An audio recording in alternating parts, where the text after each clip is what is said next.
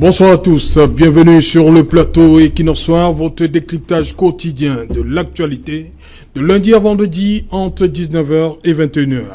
À quelques semaines du lancement de la campagne électorale en vue du double scrutin législatif et municipal de février 2020, les nouvelles venant des régions nord-ouest et sud-ouest du Cameroun, en crise depuis 2016, sont loin d'être rassurantes. Alors que le préfet du département de la Mentchoum dans le nord-ouest se rendait il y a quelques jours à l'installation du nouveau sous-préfet de Banékané, son cortège a essuyé des tirs nourris de la part des séparatistes. Bilan, 1 mort et 5 blessés. C'est au regard du climat d'insécurité que certaines formations politiques ont décidé soit de ne pas participer aux élections de février, soit d'exiger de Paul Biya une sortie de crise avant le 9 février prochain, afin d'y prendre part.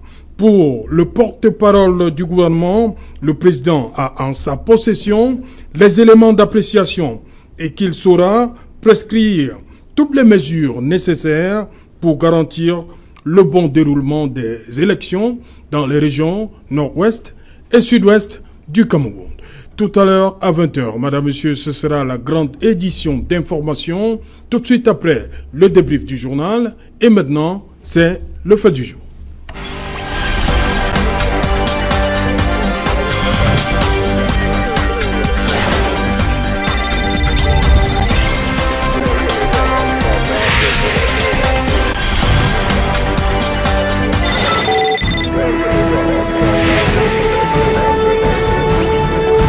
Législative et municipale 2020, peut-on pacifier le Nozo, le nord-ouest et le sud-ouest avant le double scrutin du 9 février? Pour en parler, je suis en plateau ce soir avec Charles Elisan. Bonsoir Charles-Élie. Bonsoir Serge Alain, bonsoir aux autres invités et bonsoir à tous les Camerounais qui nous suivent ce soir.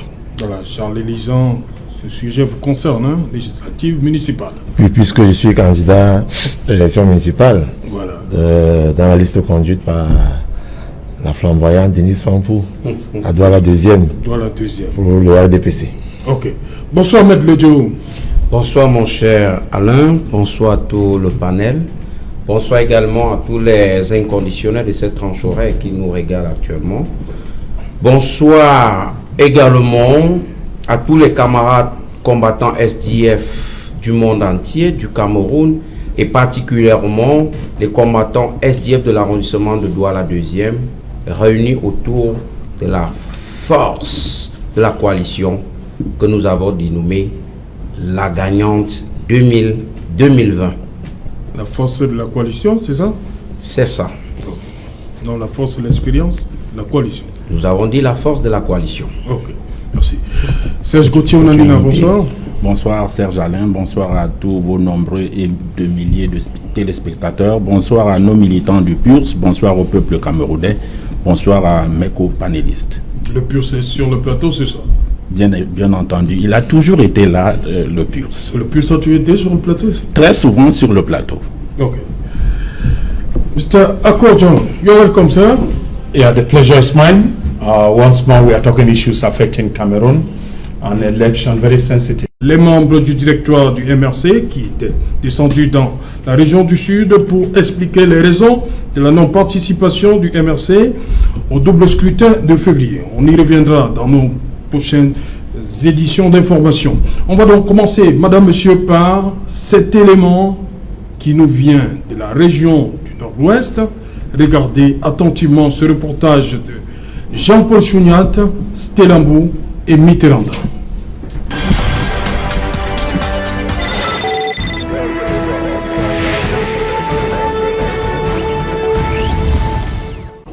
À quelques kilomètres de l'arrondissement de Benakouma, où se rend le préfet du Mentchoum, son cortège essuie des tirs des sécessionnistes. Une attaque qui a fait 1 mort et 5 blessés de part et d'autre. On peut décoller? C'est bon à voir.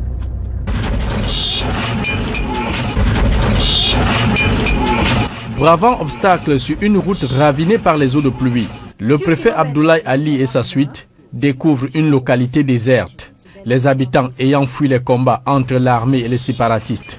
loin d'une place des fêtes envahie par des hautes herbes. Le nouveau sous-préfet du coin prend fonction à l'esplanade de l'hôtel de ville de Benakuma, un des 4 arrondissements de Menchoum, sans population depuis le déclenchement de la crise au sud-ouest et au nord-ouest. Déployer le dispositif sécuritaire n'est pas facile, vous l'avez vous-même vu. Nous exhortons le nouveau sous-préfet à travailler avec les forces de défense, les élites, les chefs traditionnels et les chefs religieux.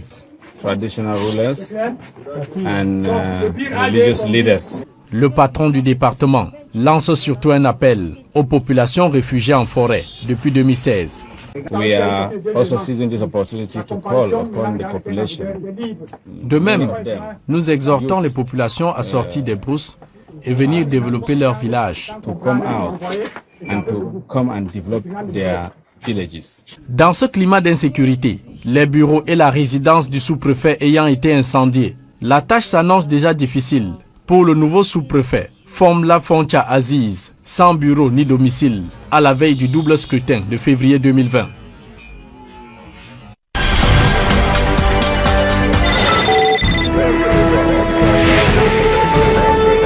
Merci à Jean-Paul Chouniat, Stelambou et Mitterrand pour ce magnifique reportage.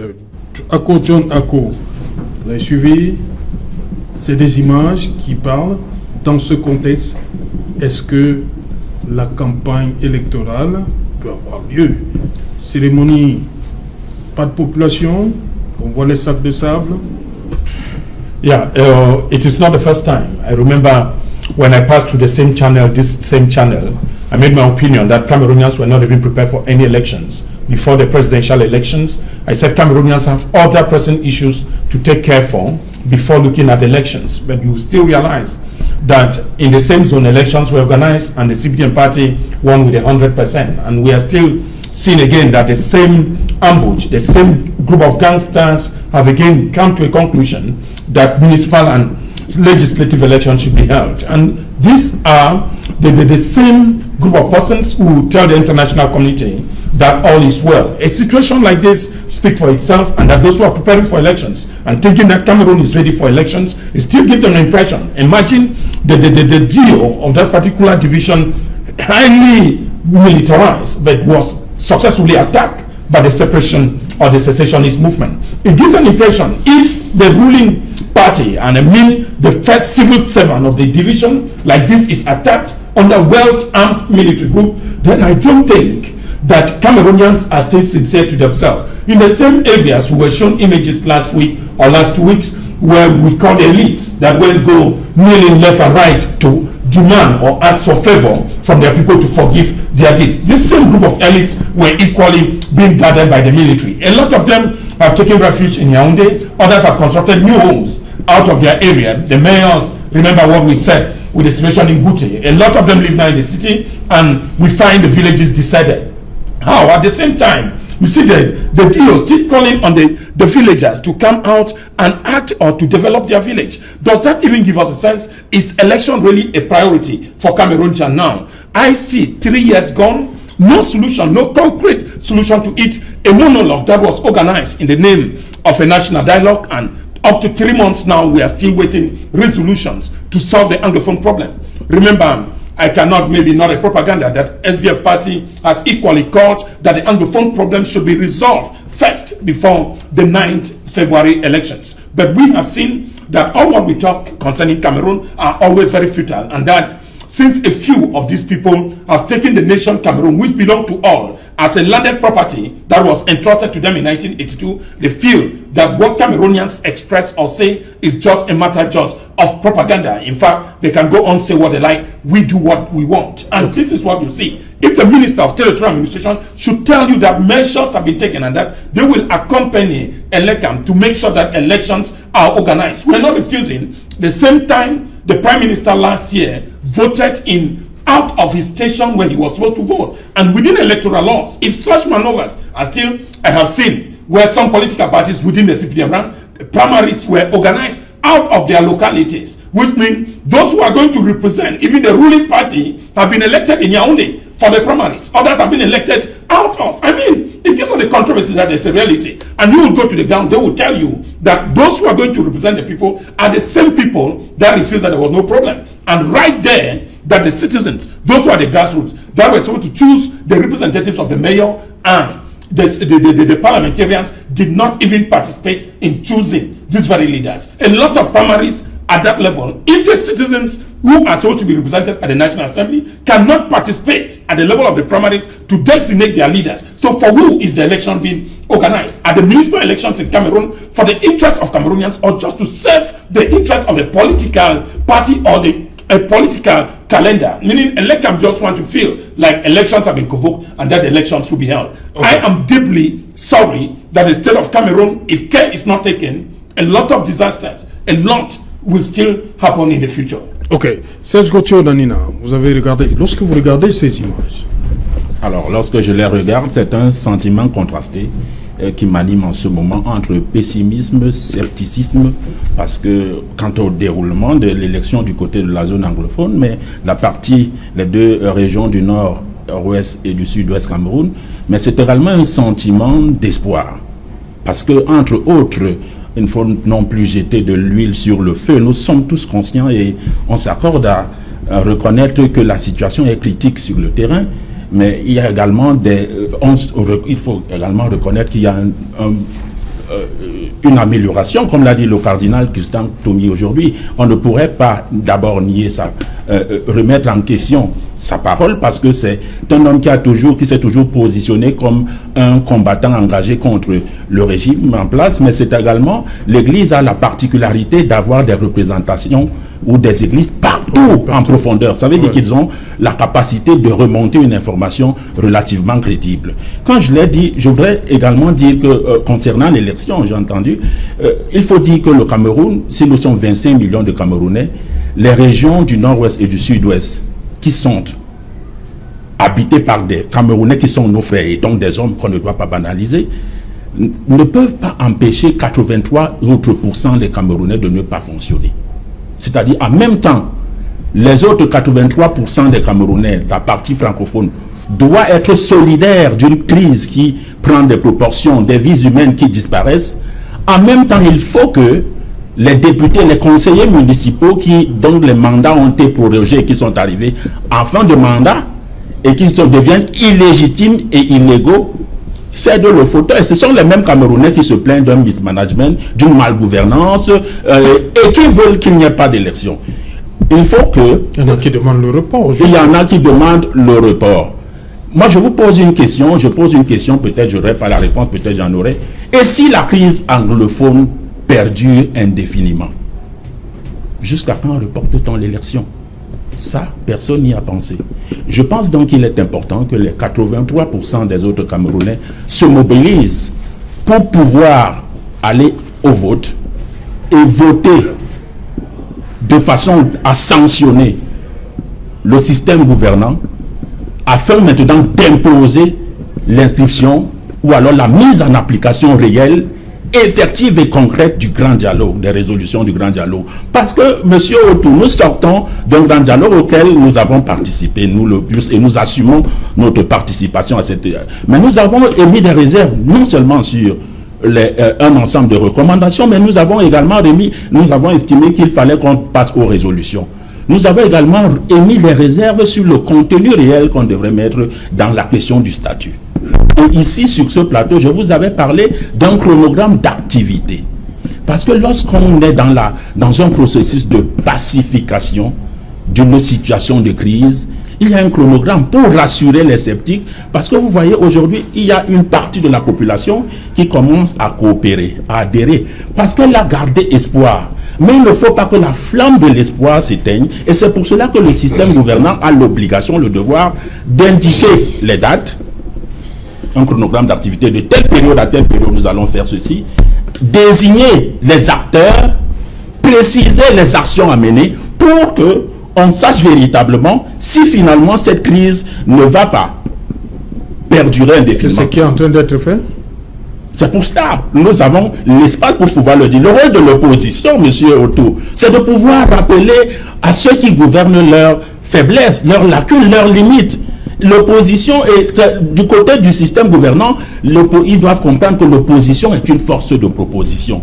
Et que lorsque les propositions sont constructives, elles doivent être prises en compte. Mais également, il faut, et c'est par là que je vais chuter pour ne pas monopoliser votre plateau, pour que la paix, où il y ait pacification dans la partie anglophone, M. Autou, il faut qu'il y ait une sorte de concession dans les deux parties. Évidemment qu'il y a une remise en cause de certains du grand dialogue. Évidemment qu'il y a une remise en cause de l'ordre établi. Mais quel effort fait l'autre partie? Parce que dans une crise de couple, parce que nous sommes là dans un conflit familial, lorsqu'on voudrait résoudre un conflit familial, les deux parties cèdent chacun quelque chose. Chacune des parties, voilà, des concessions pour qu'on sente qu'il y a une volonté ferme d'en sortir. Mais lorsque une partie fait des efforts et que de l'autre côté on a l'impression qu'il y a un braquage sur soi, on ne peut pas dire que c'est parce qu'il gouverne que forcément la responsabilité. Est-ce que ceux qui sont dans la partie anglophone, qui terrorisent la population ou bien qui ont des revendications, sont déjà sortis un jour et dire gouvernement de la République du Cameroun, nous baissons les armes pendant un mois pour voir quelle est votre capacité à coopérer, à avancer dans le processus. Ils ne l'ont jamais fait. Du coup, moi, je ne vais pas faire le procès. Je suis dans une république et dans aucune république du monde, on ne peut supporter l'insurrection, même si elle a des fondements légaux ou légitimes. Okay. Maître Lodjo, on va terminer par le RDPC, hein, Charles-Élie, vous inquiétez pas. Mais Maître on va d'abord écouter l'opposition, hein, Charles. Voilà, Maître Lodjo, sur cette situation, on sait quand même que c'est la zone où vous avez plus d'élus, je parle du SDF. Lorsqu'on regarde ces images, est-ce que ça augure des lendemains meilleurs? Comment ça va se passer? Ça, c'est la question qui revient. La campagne là-bas. La présidentielle encore, ça c'est un autre système, mais les élections locales de proximité comme celles qui sont annoncées, comment ça va se passer? En fait, pour garder vos élus. Face à ces images, c'est vrai que le nord-ouest et le sud-ouest, c'est ce que l'on pourrait appeler le socle granitique de ma formation politique, le SDF. Face à ces images, personnellement, j'ai un sentiment de pessimisme. Et je profite de l'occasion, une fois de plus, pour essayer d'exprimer ma solidarité face à, je veux dire, à ces populations, à ces frères et sœurs qui sont pris dans les ténèbres de cette terrible nébuleuse. Cependant, je reste depuis ce matin, je reste optimiste et très serein suite à la sortie et à la communication du cardinal émérite Christian Toumi, qui, dans sa communication, disais-je tantôt, a fait comprendre à la communauté nationale et internationale que la situation revenait peu à peu à la normale. Ça, c'est ce que les Camerounais doivent savoir. Et pour que l'on puisse revenir à une situation normale d'antan, il est question que tout le monde mette la main dans la pâte. Au premier rang, les hommes de médias. Nous ne devons pas chercher tout le temps à présenter des images qui font peur. Nous ne devons pas tout le temps chercher à présenter des images qui font à ce que l'on se dise toujours qu'il n'y a aucune avancée sur le terrain. Ces images que je viens de voir sont en réalité des images qui sapent les bases de tout effort de l'action gouvernementale pour un retour normal à la situation. Ces images tranchent avec ce que nous-mêmes avons recoupé sur le terrain. Il est de bon ton de dire aux Camerounais que il y a déjà de nombreuses familles qui ont décidé de retourner dans leur village. Et le cardinal émérite de Douala ne me le démentirait pas. Donc, nous pensons que la situation du Nord-Ouest et du sud-ouest est préoccupante, permet, et je veux dire, cette situation interpelle le gouvernement afin qu'il puisse prendre ses responsabilités à bras le corps. Cette responsabilité devrait en réalité permettre un retour à la situation sans condition. Il faut le marteler. Et il faut aussi le dire que c'est le moment d'interpeller toujours le gouvernement sur le fait qu'il est temps de mettre en application les recommandations du grand dialogue national. La population du nord-ouest et du sud-ouest, dans sa grande majorité, attend à ce que l'on nous dise ce que l'on mettra dans le contenu de ce qu'on a appelé le statut spécifique que l'on devrait accorder à ces régions anglophones. Il ne faut pas se leurrer, la situation est préoccupante, mais alors il y a des actions qui sont menées pour le retour normal à la situation. C'est pourquoi le SDF, dans sa communication qui a été faite par le premier président, le premier vice-président, l'honorable Joshua aussi, a dit que nous, le SDF, nous sommes prêts à collaborer avec le gouvernement afin que l'on puisse trouver des solutions palliatives à cette situation. Le SDF est prêt à faire des propositions. Nous, dans notre formation politique, nous nous offusquons du fait que le régime du RDPC a tendance à perdre toujours dans sa logique du déni. Le SDF est pétri de talent et est le seul parti qui aujourd'hui connaît mieux la zone que quiconque. Le SDF est prêt à mettre à contribution tout son savoir-faire, toute sa synergie et son énergie au service du gouvernement afin que l'on puisse trouver un retour, je veux dire une situation normale à cette zone du Cameroun. Okay. Et puis, vous allez vous rendre compte que la hiérarchie de ma formation politique a longuement échangé et communiqué sur ce qui est comme notre condition à cette participation. Il faudrait que le régime du RDPC comprenne aujourd'hui que ce n'est plus un jeu d'enfant, pour reprendre les mots du ministre de l'administration territoriale. Ce n'est pas un jeu d'enfant. Il est question de fédérer les énergies.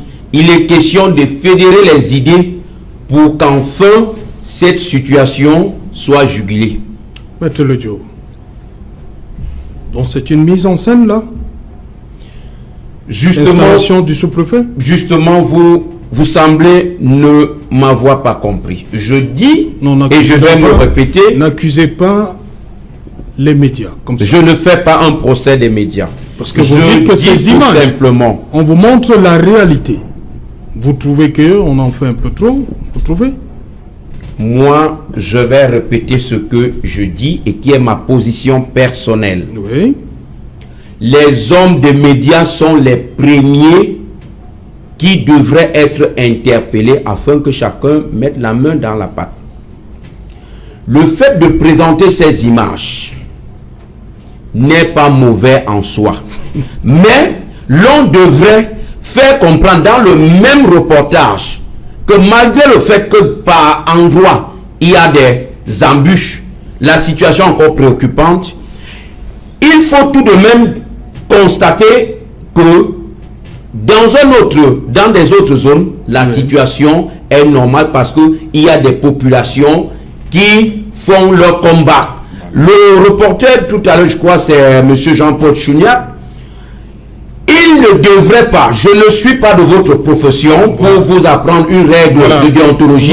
Je pense tout simplement pour ma part, en tant qu'acteur de la société politique, épris de ce sentiment de retour normal à la situation dans le nord et le sud-ouest, ce reporter, à côté de ces images, devrait figurer en bonne place, celle qui montre un retour normal à la situation. Je veux dire, le retour des populations à la maison. Voilà, merci Maître Ledio. Là, c'était un fait, c'était l'installation du nouveau sous-préfet. Maître, je dis même Maître. Charles Lisan. Oui, Charles Lisan, justement, ma question reste, est-ce que dans cette ambiance-ci, on est bien parti pour février 2020? Serge Alain, permettez-moi de faire comprendre aux Camerounais qui nous écoutent que la situation dans le nord-ouest et le sud-ouest incombe à tous les Camerounais. Et que mon cher frère, Edouard II, Maître Achille Lodjo, n'a pas à demander au SDF de tendre la main au gouvernement de la République. Non. Le gouvernement de la République est un acteur, comme le parti politique, le SDF est un acteur. Et on a besoin des forces constructives et positives pour que la paix revienne dans le nord-ouest. Pour paraphraser le président de la République, les forces positives et constructives pour que la paix revienne. Le SDF n'a pas à dire que le gouvernement doit savoir qu'il y a des intelligences au SDF. Non. Le SDF fait partie prenante du grand dialogue. Le SDF fait partie des acteurs prépondérants à la mise en place d'un retour à la paix dans le Nozo. Donc l'appel que vous faites là, je comprends que vous soyez en campagne. Maintenant, permettez-moi d'évoluer. Je voudrais faire comprendre aux Camerounais qui nous écoutent. Je ne vous ai pas coupé quand vous parliez, maître, s'il vous plaît. Allez-y. Merci beaucoup, cher ami. Je voudrais faire comprendre aux Camerounais qui nous écoutent ce soir que dans ma culture des camps, on ne regarde pas là où on est tombé. On regarde où on a glissé. Si nous parlons de la paix qui pourrait revenir à la faveur de l'élection de 2020, nous allons tout biaiser. Parce que l'élection 2020, l'élection locale de 2020, ne sont qu'une infime partie de la solution à apporter aux résolutions qui ont été, aux problèmes posés dans le Nozo. Quand la crise a commencé dans le Nozo, il y a eu des griefs que les populations du Nord et du Sud, à travers des mouvements corporatistes, ont fait prévaloir au sein de l'établissement gouvernemental du pays. Il y a eu des solutions qui ont été apportées, mais la situation s'est dégradée. Je voudrais donc faire comprendre à Maître Lodjo que dans la mise en place des résolutions du grand dialogue, dans la mise en place des résolutions du grand dialogue, il y a une triptyque qu'il faut mettre en place. La priorité.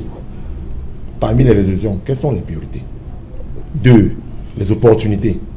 Comment est-ce qu'on fait? Et 3, la faisabilité. Et dans la faisabilité, on a les dates, on a les acteurs, et on a les moyens. Le statut spécial du Nozo, qui est une des résolutions du grand dialogue, effectivement viendra par la volonté des peuples du Nozo qui ont toujours eu à utiliser ce qu'on appelle l'Indare Rule, par le choix qu'elles auront, ces populations-là, le 9 février, d'élire ceux qui porteront leur voix au sein de la chambre basse du Parlement. Maintenant, la question peut encore être posée que, mais comment est-ce que ces populations vont choisir ces élus-là? Tant que cette situation perdure, c'est là où le statut spécial du Nozo a toute son importance. Ne fermons pas nos yeux alors que les choses se passent devant nous. Il y a eu la traduction uniforme, paritaire, de tous les actes administratifs où le français était prépondérant et il fallait maintenant traduire tout cela en langue anglaise. Ce qui a été fait à travers le recrutement ces jours-ci de 700 interprètes traducteurs.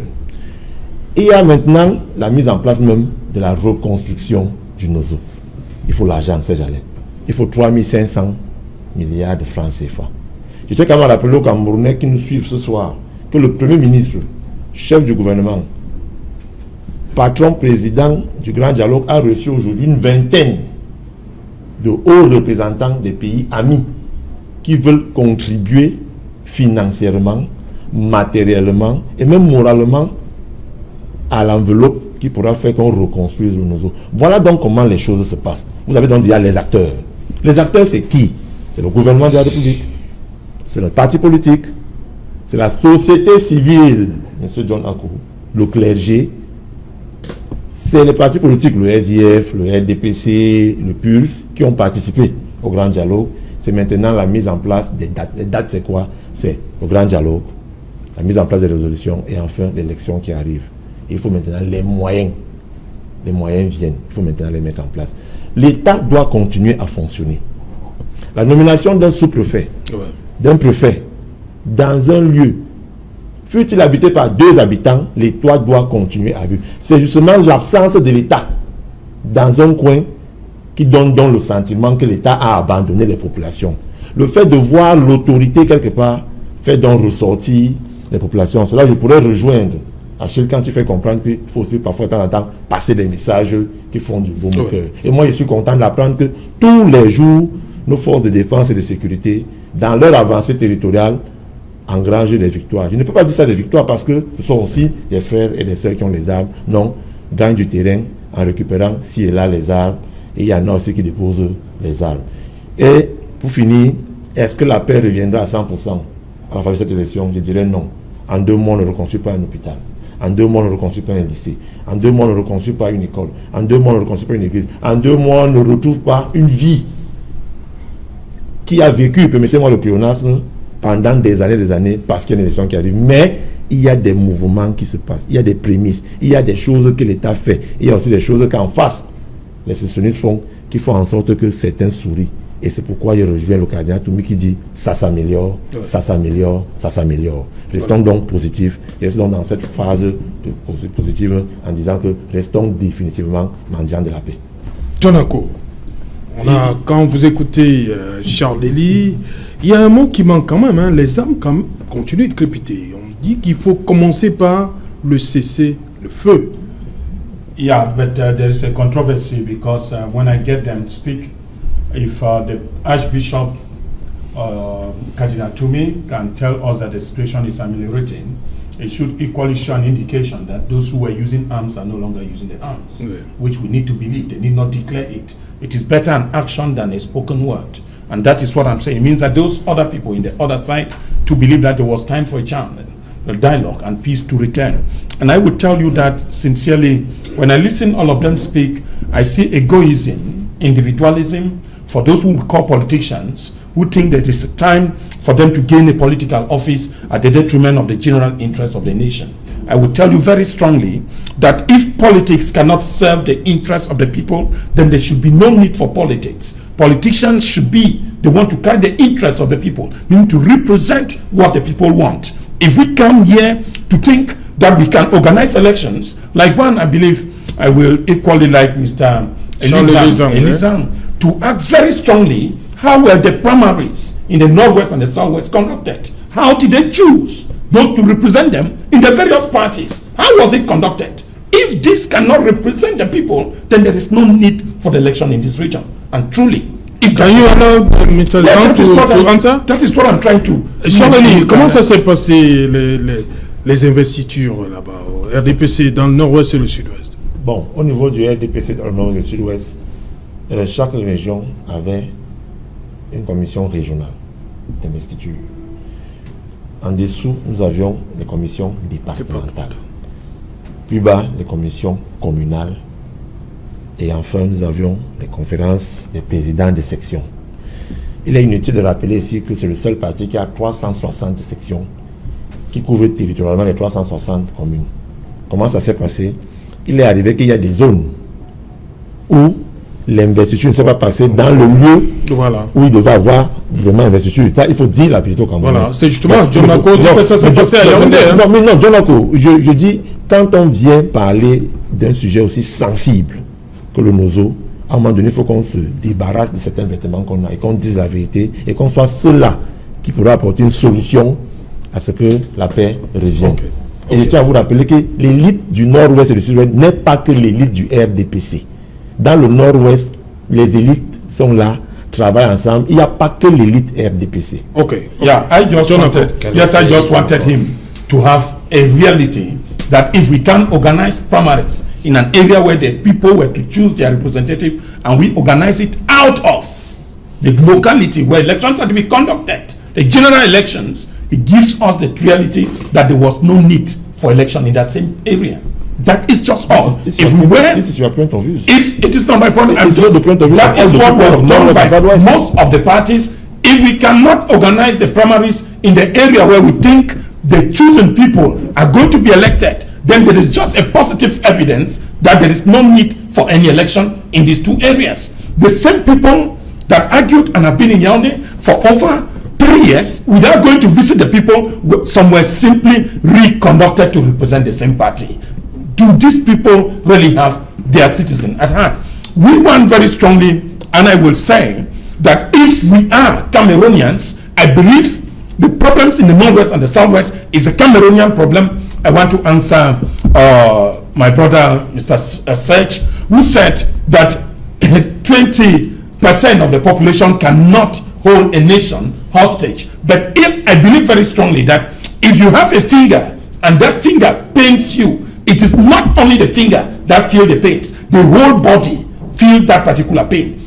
If an action of solidarity, which we have been intending to see, that on the other side of the territory, which they said they are 80%, one solidarity for the first time, I needed somewhere that the opposition parties in Cameroon were supposed to have a unified bloc.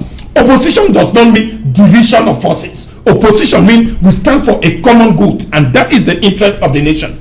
If we recognize that, I have been praying and counting that if we can have a unified opposition ground on this particular issue, even the national dialogue, which they propagated, that they participated, you cannot participate on issues where a single party defines the agenda and gives you the cost of negotiation. I said I can never be part of such a dialogue where the referee is chosen from one party, the secretaries are from one party, the conclusions represent the agenda drafted by that other party. Very strongly, Cameroon is serving a pertinent problem. It is not only the Northwest and the Southwest. I will tell you that Cameroon is feeling too heavy. Cameroonians are sick and tired of the system.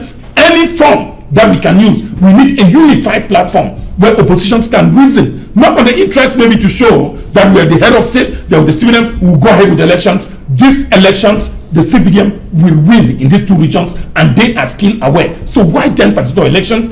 If we have 15 or 25 local councils in the Northwest, I'm telling you, be very careful. Any seats won by the opposition will just be masterminded to tell the whole world that politics still triumphs. The CBDM will organize the elections and will still win it in many of the same zones in war.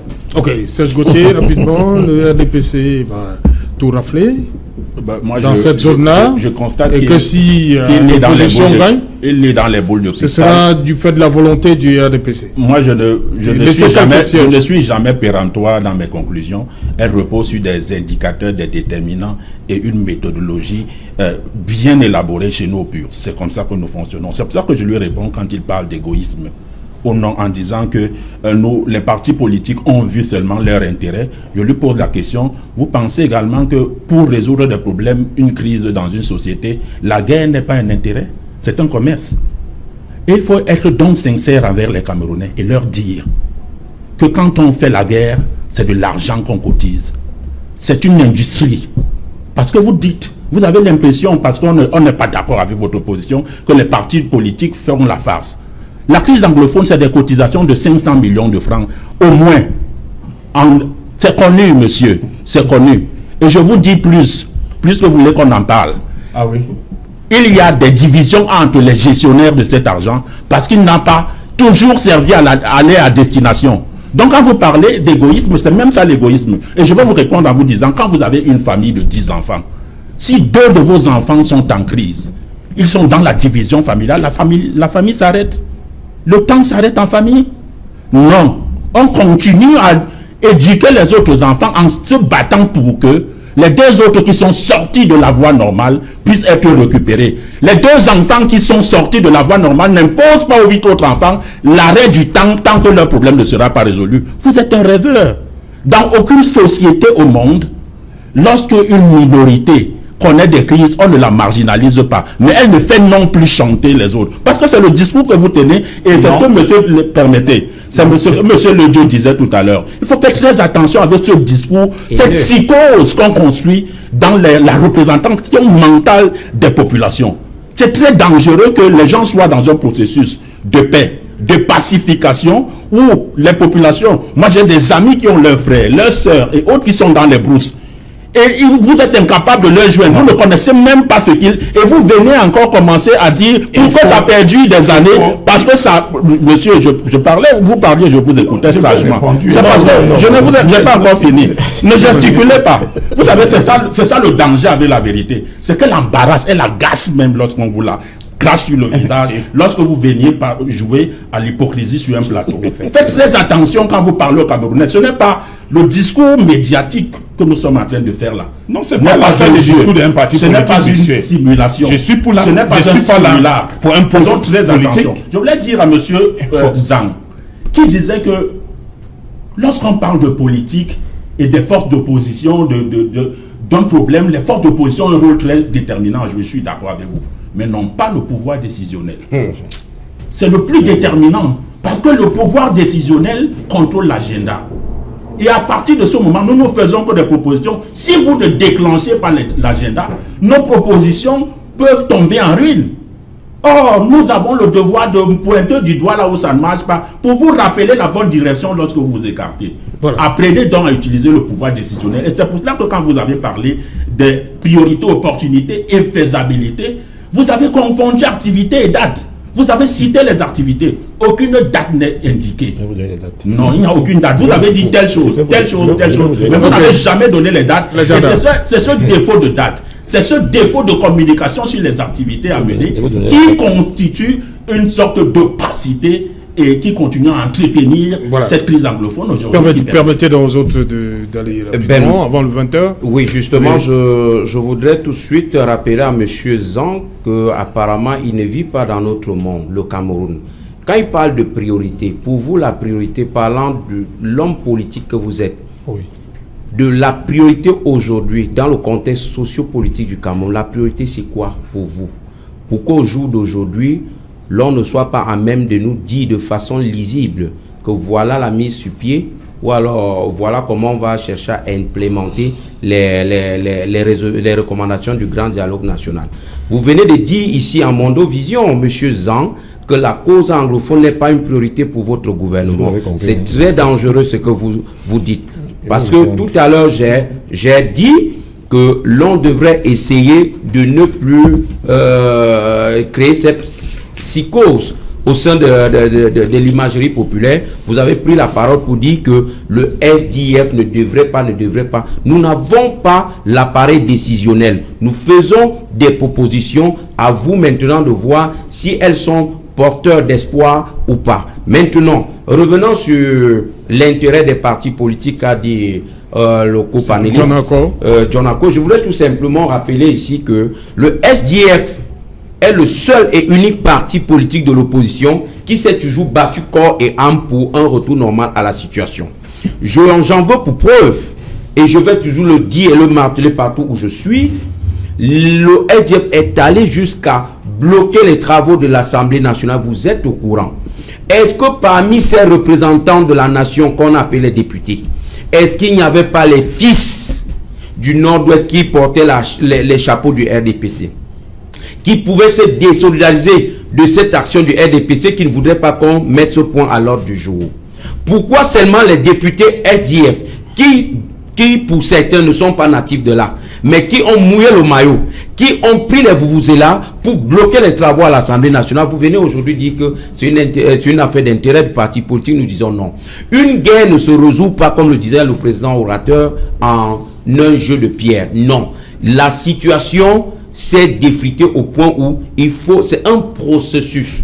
Pour le moment, nous voulons tout simplement qu'au vu des actions de la société politique, de la société civile et du gouvernement, que l'on commence à voir les signaux d'un retour normal à la situation avant que l'on puisse aller à cette grande messe du 9 février 2020. Permettez donc, Charles-Élie, avant le 21. Justement, de la grande messe du 9 février 2020, c'est justement l'une des résolutions du grand dialogue national. Et apprenez à écouter pour comprendre et non pas répondre. Laissez-moi parler. Quelle commission? Et c'est ce que monsieur, on a dit tout à l'heure, que la vérité, quand elle est crachée, il faut agiter les petits démons. Laissez-moi parler, monsieur Lodjo. Quelle vérité vous dites? Donc, au sortir du grand dialogue, on savait qu'en février, en février 2020, on devait avoir droit aux élections municipales et législatives. Non, soyez sérieux. On vous demande au sortir du grand dialogue, il y a quelque chose d'intéressant, permettez.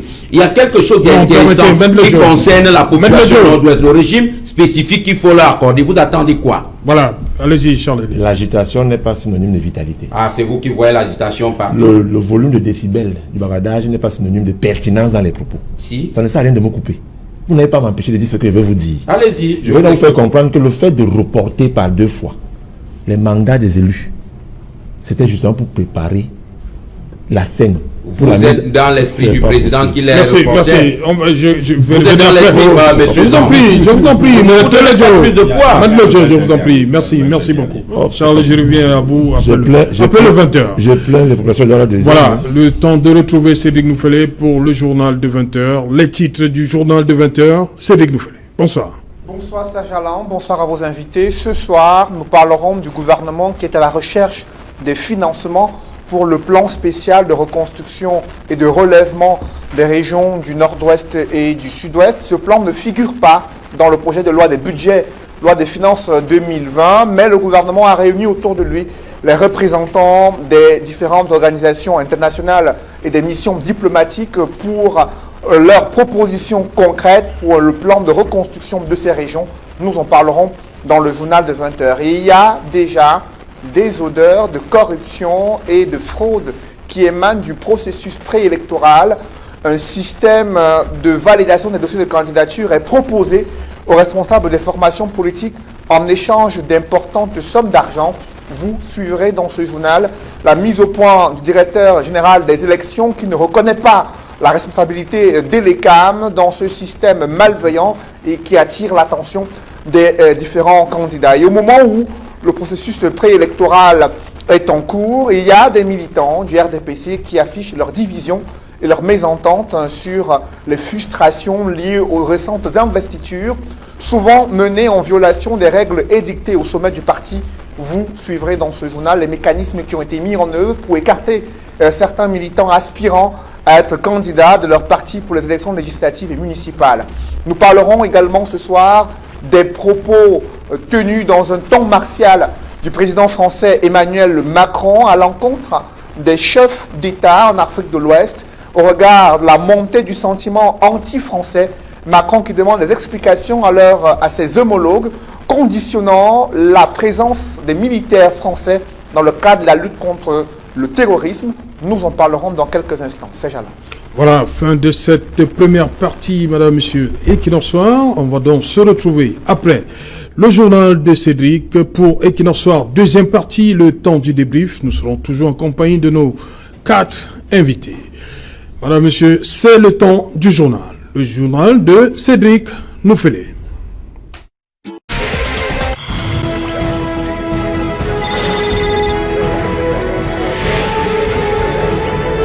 Retour sur le plateau Equinox Soir, c'est la deuxième partie consacrée au débrief du journal. Nous sommes toujours en compagnie de John Ako, Maître Achille Lodjo, Serge Gauthier Onanina et Charles Elisan. Charles Elisan, on a suivi dans le journal le Premier ministre qui, avec les partenaires étrangers en vue pour ce plan spécial de relèvement, de reconstruction du Nord-Ouest et du Sud-Ouest.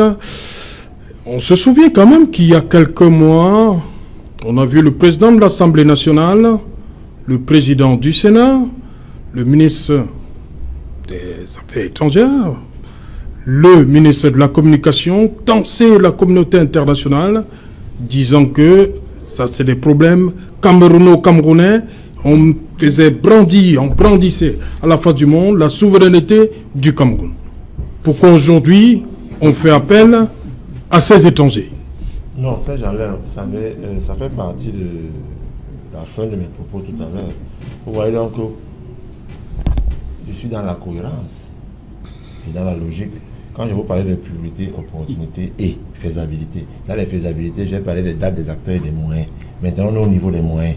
faut donc... Maintenant, on n'a plus de moyens, on parle plus de souveraineté. On a un niveau de moyens, on a 3500 milliards de francs CFA. Pourquoi faire donc appel On a 3500 milliards de francs CFA à recouvrir pour reconstruire le NOZO. Maintenant, je tiens à rappeler à ceux qui nous écoutent qu'il n'y a pas de honte à tendre la main aux autres pour travailler. Ça, c'est bien. Oui. L'Europe a été reconstruite avec le plan Marshall. Ceux qui ont fait un peu d'histoire savent que le plan Marshall, c'est l'argent des Américains qui a reconstruit l'Europe. Et donc, le NOZO doit être reconstruit. On vient de voter le budget de notre pays. Il s'agit maintenant d'avoir de l'argent pour reconstruire le pays. Ne pensez pas que cet argent viendra sous forme de prêts ou de dons. Ça sera des mécanismes qui seront mis en place entre les différents partenaires et l'État du Cameroun pour qu'il y ait de l'argent et que cet argent ne soit pas adossé au budget de l'État qui est déjà assez conséquent pour que les Camerounais continuent en partie. C'est clair, c'est Jalin. C'est-à-dire, tous les pays en guerre qui se reconstruisent ont toujours besoin soit de l'expertise étrangère, soit de l'expertise interne. Maintenant, est-ce que vous comprenez le sens de ma question? J'ai compris le sens de votre question. Voilà. Je dis, parce qu'il y a quelques mois... Aucun pays ne vit en autarcie. Oui.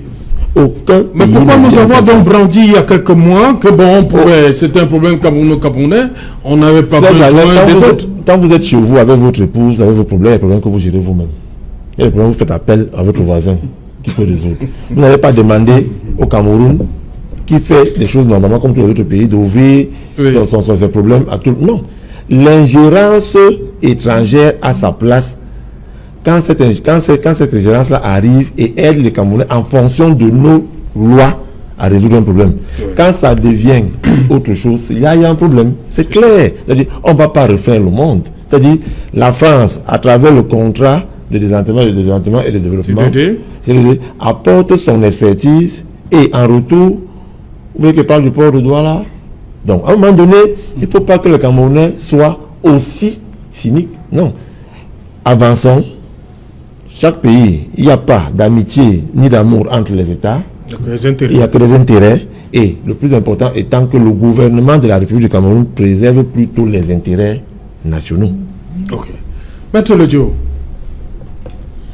Il faut tout simplement le gouvernement le gouvernement de la République est pris dans son propre piège. C'est ce qu'il faut dire, c'est la conclusion à laquelle il faut aboutir. Lorsque la communauté internationale, lorsque les partenaires bilatéraux et multilatéraux avaient tiré la sonnette d'alarme relativement à ces massacres ou alors relativement aux différentes violations des droits humains que l'on observait sur le terrain dans les zones dites anglophones, le Cameroun avait en ce temps-là brandi la casquette ou alors l'argumentaire de l'autodétermination. Cet argumentaire-là, qui en réalité n'était pas justifié, puisque la communauté internationale pouvait véritablement s'ingérer si des besoins humanitaires, par exemple, se posaient. Donc, se mettre aujourd'hui à dire que l'on est en train de faire une levée de fonds pour la reconstruction des zones anglophones, c'est pas une mauvaise chose, mais seulement je dis que le gouvernement de Yaoundé, le RDPC, ne doit pas continuer de croire que nous, les Camerounais, nous sommes bêtes. Non, nous ne le sommes pas. Le Camerounais est trop intelligent. Il y a, si j'ai bonne souvenance, de ce que le Cameroun avait, je vais dire, ce même gouvernement avait lancé une procédure de levée des fonds pour la solidarité à la cause anglophone. Mais c'est ça, cette opacité dans la gestion des fonds publics que nous, du LDR, nous dénonçons depuis. Il était de bon ton qu'aujourd'hui, mon cher Serge, que l'on nous dise ce que ces fonds sont d'abord devenus, ce qu'on en a fait, avant de se tourner vers la communauté internationale pour essayer, entre guillemets, de quémander. Donc, pour moi, je pense personnellement que si l'initiative aujourd'hui, c'est pour nos frères anglophones, nous pensons aussi qu'elle est une démarche appréciable. Mais seulement, Le régime de Yaoundé, le régime du RDPC gagnerait à faire la lisibilité en ce qui concerne les fonds qui sont destinés à aider la population meurtrie. On ne comprend pas comment, au jour d'aujourd'hui, on a déjà mis sur pied une autre procédure de levée de fonds, toujours pour les mêmes causes, alors que sur le plan national, il y en avait. C'est pas M. Zan qui viendra ici, sur ce podium, sur ce plateau, essayer d'éclairer la lanterne des Camerounais parce qu'il n'est gestionnaire de rien en ce qui concerne ces fonds. Ceux qui sont destinés, je veux dire, ceux qui sont chargés de la gestion de ces fonds ont aussi l'obligation de rendre compte. C'est ce que nous disons, Serge. Nous laissons cette façon de vouloir être l'avocat, de défendre ce qu'il ne faut pas. M. Zan lui-même a dit, quand il faut plaider pour des causes nationales, il est de bon ton qu'on retire certains vêtements. Alors, qu'ils nous disent, comme il veut se faire l'avocat de ces gestionnaires de fonds, Qui est M. Zan?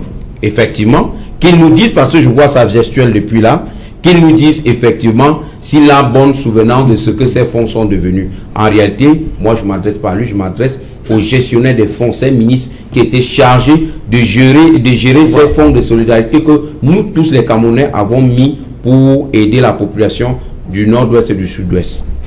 Serge Alain, s'il vous plaît. Oui. No, Maître, please, give me one minute. Maître Lodjo, vous avez bien fait de m'interpeller parce que vous saviez que je vais vous dire la vérité. Vous savez, le problème, c'est que ne donnez pas raison à ces écrivains français qui disaient que quand il faut cacher la vérité à un nègre, mettez-la dans un livre. Ne lui donnez pas raison. Je vous ai conseillé qu'à chaque fois qu'un membre du gouvernement veut tenir un point de presse, ne zappez pas, parce que sa tête ne vous plaît pas. Écoutez ce qui va se passer, c'est la voix officielle de la vérité. Maintenant, vous pouvez faire une contre-enquête. Les 12 milliards qui ont été récoltés à travers le monde entier, que l'agent des Camerounais, j'y ai donné mes 25 000 à Bonanjo. Je dois suivre où cet agent est. C'est la direction de la protection civile qui gère cet agent, monsieur. Et quand, laissez-moi parler, et quand la directrice générale de cette protection civile fait un point, allez écouter. Quel est le point que dans notre... Je vous la direction de la protection civile a donc fait un point sur l'utilisation de l'argent qui a été mis à leur disposition et à travers les différents dons qu'ils ont eu à faire aux populations déplacées internes et externes du NOZO. Il faut aller vers l'information de temps en temps. Ça ne sert à rien de tirer à eux et à Dia. Mais maintenant, ils peuvent vous rejoindre dans le sens où il y a quand même un certain manque de communication à l'aide. Parce qu'on voudrait plutôt... Je parle contradictoire. S'il y a un manque d'information, ça veut dire j'ai raison dans ma logique. Il faut qu'on se dise des vérités. S'ils ont pourquoi est-ce que... Non, écoutez, monsieur Jean, nous sommes en train de donner la lanterne des Laissez-moi écouter. Il ne peut pas dire qu'il y a un manque d'information. Le dernier point de la protection de la gestion civile parle de 3 milliards déjà utilisés. Allez vers l'information. Maintenant, demandez au gouvernement d'être plus à l'aise dans l'information, c'est tout. Mais ne dites pas qu'il n'y a pas d'information. Parce que vous n'en savez pas. Reconnaissez votre lacune à chercher l'information, c'est tout. C'est tout, maître. Yeah, you see, we are in a country where I have said in the past that the machine and the system, the brains that have been in place have become obsolete, and several times Cameroonians have failed to tell the truth to the others. I remember very strongly that the US ambassador was given and threatened even death when he ordered and even make statements relating to the same incident. We have other International Human Rights Watch and the Amnesty International were all brandished as agent of propaganda trying to destabilize the internal activities of the state. The US State Department and the European Union communicates on the same cases. And a lot of that, and I have said, if we are sincere, as a government should be ruled on sincerity and transparency. One of the arms of good governance is transparency in information. And we should accept, and if we even accepted at the beginning that there was a problem in Cameroon, and we even needed the same partners to assist, I believe we would have destroyed to the level we have destroyed today.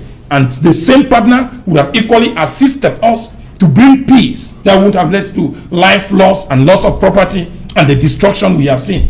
When we see again the government coming today to plead on the same international community that there is need for assistance, I will join that of Maitre Legion, who said, where was the former 12 billion that Cameroonians, I mean, in all, it was collected in all the 10 regions of Cameroon, and up to now, we don't know how much they have used, how much is left. Do we need, again, the 40 billion as proposed. If we have 10 billion, then we know that Cameroon needs 30 billion. How much? There should be accountability of the last account done nationally before we can think of calling the partners. Internally, we have no information on this. And secondly, we are seeing the same partners that we rejected should come and contribute. Who are going to pay? In what form will this money be collected? Is this humanitarian assistance, or are they bringing material or financial aid? We have not even known on what grounds. What do we need? How has it been classified? So the Cameroonians, in a very transparent manner, within the government of today, we should have enough information. We need to be, as Cameroonians, if we need to conduct a lot of issues, we need to come to the table and tell Cameroonians. And we said once ago, Cameroonians should be sincere at once for the government to apologize to the state. We need a state of nation, an address to the nation to say we are deeply sorry that we led the country to an error we could not imagine, and sincerely we need the actions of each and everybody. Remember, in the Catalonian example, there was a sincere apology from the Spanish government for the force they have used in Barcelona, and within that, I remember the same incident prompted an organized legislative election in the whole of Spain because they wanted to reaffirm autonomy on the same area. When at times people come to manage a government as if it belongs to them, and that after them the state Cameroon will disappear, we will keep on telling them that we need international governance. Like he mentioned, when you have a case within your family, there is a need for your neighbor to intervene, because if we don't intervene, that same case may cause discomfort to your same neighbor. We should accept that. And if this is the case,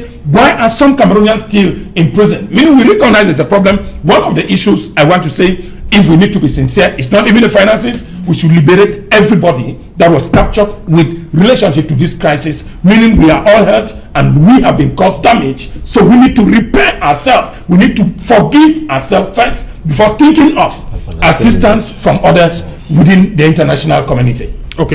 Serge Gauthier Onanina, cette attitude ambivalente du gouvernement, il y a quelques mois, on tensait cette communauté internationale. Aujourd'hui, c'est les yeux doux. Bien. Moi, je vais être minimaliste et pratique. Oui. Serge Alain Otojo pose la question comme je la pose à tous les panélistes. Si j'ai un problème d'argent, de liquidité chez moi, et que vous me faites un prêt, vous avez le droit de contrôler ma famille, mon foyer? Dès que vous avez répondu à cela, vous avez répondu à la question. Les États sont souverains et nous, au PURS, nous sommes pour la souveraineté des États. Nous sommes souverains en matière de gouvernance, mais en matière de dette, c'est un crédit qu'on demande. Il faut bien faire la part des choses. Nous éduquons les Camerounais. Vous voulez dire aux Camerounais que si le Mali nous donne 10 francs de bain, il viendra avoir un mot à dire sur comment le Cameroun doit être dirigé. C'est une absurdité grotesque et devant des millions de téléspectateurs. Les États-Unis sont le pays le plus endetté au monde. Tous ceux qui lui ont prêté de l'argent vont-ils donner un avis là-bas? À partir de ça, vous comprenez donc comment le système international fonctionne. C'est important à dire. C'est des questions fines de dette et de souveraineté des États avec lesquels on ne s'amuse pas. Maintenant, puisqu'on est dans la politique humanitaire, lorsqu'il y a une situation de crise grave, les autres peuvent vous apporter leur avis. Il y a des instances internationales comme l'ONU dans laquelle on voit un certain nombre, la gravité, on apprécie la gravité de la crise, on apprécie la menace que le système gouvernant en lui-même constitue et on interfère. Et parce que j'ai entendu les ONG, Monsieur Ako, mais les ONG étaient où lorsque Ariafor a été assassiné? Dites-moi, c'était même l'ONG qui a parlé. Lorsque les gens sont égorgés, vos ONG que vous aimez là, c'est-à-dire vous les avez cités, Human Rights Watch, machin, c'est là. C'est une il faut s'excuser. C'est des questions rhétoriques. Il faut qu'on vous réponde. Oui, vous allez répondre à la fin, parce que Serge va vous remettre la parole. C'est des questions rhétoriques. Human Rights Watch signifie droit de l'homme. Ça veut dire que lorsqu'on tue déjà quelqu'un de façon très abjecte, même si c'est quelqu'un qui ne fait pas partie de leurs intérêts, ils doivent sortir en criant avec les tam-tams et les tambours. Ils étaient où? Ou bien c'est là où ils ont des millions que c'est intéressant. C'est là où ils sortent. Parce que au Cameroun. Mais jusque-là, je n'aurais pas entendu dire que si vous faites la guerre, utilisez les processus conventionnels. Vous savez que la guerre est organisée, normée, conventionnée, qu'il y a des choses qu'on ne se permet pas en guerre et qu'aucune de ces ONG n'a permis de le faire. Pour revenir donc à votre préoccupation, moi je dis la recherche des fonds les États sont censés les avoir. Maintenant, ce que je condamne, c'est le défaut de communication du gouvernement par rapport à la planification, à l'organisation de ces activités. C'est un mépris pour le peuple camerounais. Parce que depuis que nous sommes sortis du grand dialogue, on aurait dû nous dire que, bon, voilà, à partir, parce qu'il y a eu des résolutions, nous allons donc faire ceci en rapport avec ces résolutions, et voici les dates, monsieur. Moi, je suis surpris de constater que le Premier ministre a reçu des diplomates. Moi, je ne suis pas surpris. Oui, vous n'êtes pas surpris. Vous avant le journal. Vous me l'avez dit, mais vous n'êtes pas mon pays. Monsieur Zang, vous n'êtes pas 25 millions de Camerounais. Vous n'êtes pas le peuple camerounais. Au Cameroun, l'information de leur pays. Non, mais attendez, l'information du fait accompli est différente de l'annonce. On annonce, on prépare le peuple, il y a des informations pour lesquelles on prépare le peuple. Parce que c'est ce peuple qui vous vote. C'est ce peuple qui assume les dépenses et les engagements que vous prenez. Vous ne le mettez pas devant un fait accompli, monsieur Zang. Reconnaissez qu'il y a un déficit de communication. Ça s'est répercuté et vu lorsque le président était à l'étranger. Il faut apprendre à reconnaître que sur le plan de la com, il y a une nullité à corriger. C'est simple, c'est vrai. Il faut donc que le peuple camerounais sanctionne ceux qui vous représentent par les élections qui arrivent. Ah, la campagne. Bah oui, c'est une incompétence. Monsieur Zang, dans le management, lorsqu'il y a aveu d'échec, que faisons-nous? Soit on vous rappelle à l'ordre, on vous réoriente, mais lorsqu'on vous a à plusieurs reprises orienté, qu'est-ce qu'on fait? On vous sanctionne. Et c'est ce que le peuple doit faire le 9 février. Voilà quelque chose. Voilà. Yes, with Mr. Charlie, yes, that it is not because we might have borrowed money to you that we have the right to control how you manage your home.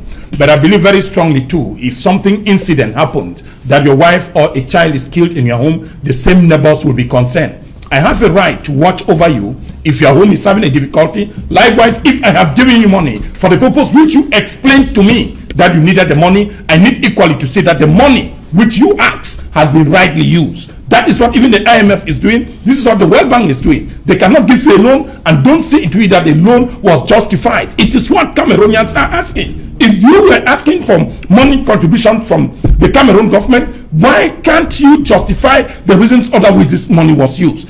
In the second instance, if the same international organization which you depend on in terms of financing gives you a warning that the actions you are taking within your own internal management might affect their life, because Cameroonians are presently in Nigeria, Cameroonians are in Gabon, a lot of them are all over the world. Can these same people still give you an instruction and counseling opinion? I did not see anywhere where the United States takes arms to the Cameroon government. It was a simple information written on the paper to tell the government, handle this issue by dialogue. The president accepted on the day he called for dialogue, said after all this dialogue, word called national and international, he does not even understand what it means. You can imagine that the downlook of the word of dialogue from even the head of state masterminded even the meaning and the organization of the whole dialogue. We are 3 months gone, nothing has been said. In the same light, we didn't even know how much was spent for the dialogue altogether, and where are we going to?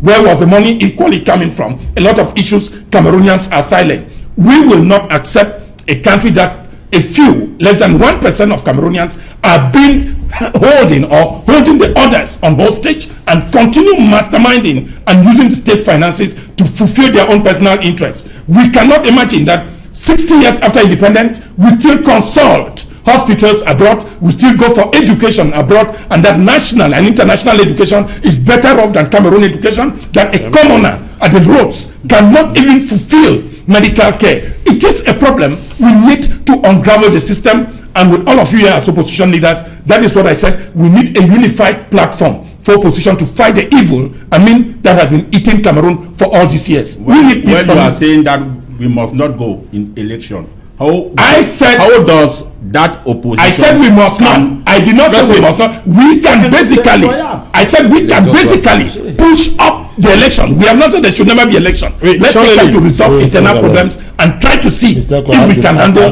the Cameroonian problems otherwise. Charlie, pourquoi ça? Il y a toujours ces grincements dedans là, au RDPC après les investitures. Qu'est-ce qui se passe? C'est Jalin. Je me permets de dire que si un militant du RDPC J'ai été candidat en 2013. J'ai été recalé. Ça ne va pas m'empêcher de battre campagne pour ceux qui avaient été choisis. Donc vous voulez dire que c'est les mauvais je veux dire qu'un militant ne fait pas le chantage au parti. Les militants qui n'ont pas été choisis dans le cadre des investitures, qui font partie des formules régaliennes des statuts pour choisir nos candidats aux élections, doivent tout simplement battre campagne pour ça. J'ai entendu des choses dans mon parti, Serge Alain. Quand un militant dit il y aura votre sanction, ce n'est pas normal. Ce n'est pas normal. C'est donc ça où je rappelle donc la culture politique de ceux qui sont venus dans le RDPC par le haut. Nous on a commencé par le bas. Ne me choisissez pas, mais je battrai campagne pour ceux qui sont, même si je ne suis pas content. Ça c'est la première chose. La deuxième chose, c'est le choix de ceux qu'on envoie sur le terrain. Comment est-ce qu'on a une conférence de section par ceux qui ont été élus par les militants à la base, les présidents de section par exemple? Vous avez au-dessus la délégation départementale et vous avez plus haut la délégation régionale. Quelle est cette histoire où on fait donc des équipes qui viennent choisir les militants sur le terrain et on envoie donc des gens qui ne connaissent ni alpha ni de l'oméga du choix des militants sur le terrain? Mais comment vous voulez donc que ces gens-là... Je dis donc, écoutez-moi très bien, je dis donc ceci, c'est Alain. Celui qu'on a choisi dans une liste est aussi militant. Il est aussi militant. La force donc que moi, Zanger, si j'estime que je suis populaire et que je n'ai pas été choisi, je apporte donc cette force populaire-là aux militants qui n'est pas populaire, qui aussi a des gens qui s'identifient à lui, qui a été choisi. C'est simple. Ok. C'est un mauvais procès qu'on va faire au parti. Merci. Le parti a besoin de causer actuellement et de rassemblement. Merci. Monsieur Akou, vous n'êtes pas du RDPC. Merci. Merci, M. Lejo. Malheureusement, nous sommes arrivés. Monsieur Akou, je vous en prie. Merci. On a imposé les candidats. Merci. Ils n'étaient pas Merci. Il n'y avait pas les votre société civile déguisée. Laissez le RDPC, s'il vous plaît. Merci. Thank you, John Ako, for coming. Yeah, pleasure is mine. Merci, Charles Elisan. Merci, M. Lejo. Merci, Serge Gauthier Nanina. Je vous en prie. Merci, le PURS était là ce soir. Bonsoir, madame, messieurs. Nous sommes donc arrivés au terme de cette édition. Bonsoir et bon revoir.